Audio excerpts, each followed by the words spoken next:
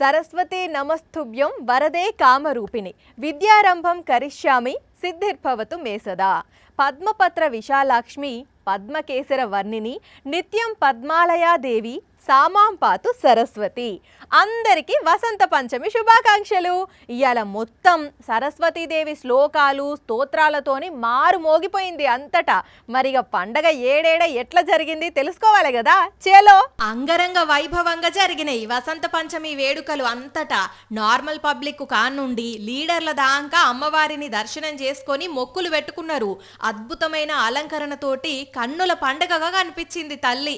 అభిషేకాలు, పల్లకి సేవలు, పుష్పార్చనలతోటి పూజలు నిర్వహించిండ్రు అంతటా. అమ్మవారి స్తోత్రాలు, శతనామావళి, సహస్రనామావళితోటి మారు మోగిపోయినాయి గుళ్ళు.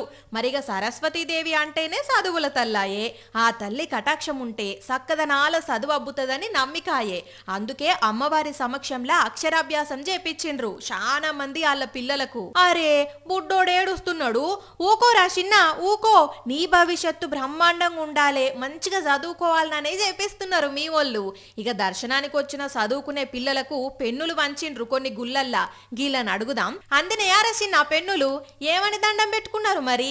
బోర్డ్ ఎగ్జామ్స్ మాకు చాలా దగ్గరలో ఉన్నాయి, మంచిగా రాయారని చెప్పి దర్శించుకోవడానికి వచ్చాము. పెన్నులు కూడా ఇచ్చారు. ఆ పెన్నుల్ని మేము బోర్డ్ ఎగ్జామ్ లో రాయడానికి ఉపయోగిస్తాము. సూపర్ రా, అందరూ మంచి మార్కులతోటి పాస్ కావాలని కోరుకుంటున్నాం మేము కూడా. కానీ ఎట్లా మొక్కులు పెట్టినాం కదా అని చదవకుంటూ ఉండరు సుమి.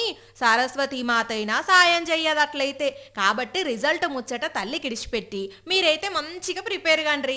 ఇక ఇంకో దిక్కు గుళ్ళకు పోలేకపోయినోళ్ళు ఇంట్లోనే పూజ చేసుకొని పుస్తకాలు, పెన్నులు తల్లి దగ్గర పెట్టి మొక్కులు పెట్టుకున్నారు. మరిగా ఆ సరస్వతి మాత అనుగ్రహం అందరి మీద ఉండాలని, అందరు బాగుండాలని, అందులో మనం కూడా ఉండాలని కోరుకుందాం.